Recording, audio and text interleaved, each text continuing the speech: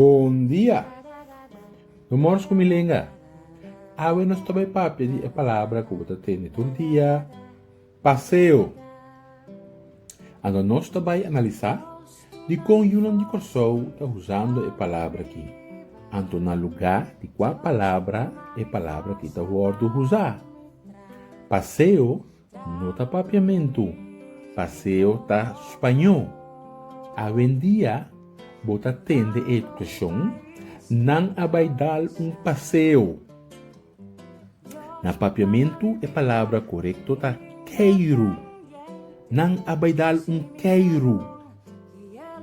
Passeio é a palavra espanhol para queiro. Por qualquer país latino, tem a mesma situação, não lhe contestava verdade com a palavra passeio.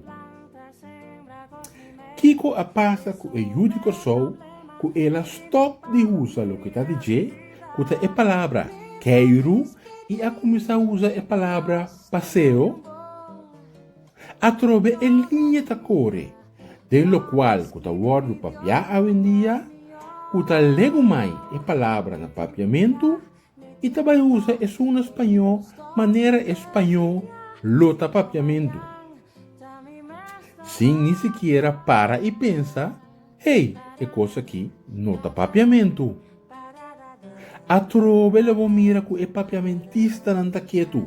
Na rádio e televisão, tá a palavra que está word puxar, tá a palavra passeio. Com o resultado, com Yunan de Corsou, a trove está lubida com a palavra na papiamento, tá queiro. E pouco a pouco, a começar a usar a palavra passeio. Me tá pedindo, se bota Yudi Corsou com estima papiamento, stop de usar a palavra passeio. Usa a palavra bom, maneira nossa usa sempre. Queiro, van dar queiro, maneira nos tata e mama. Tio e tanta a usa sempre. Queiro. Pense o exame. E até um seguinte vídeo.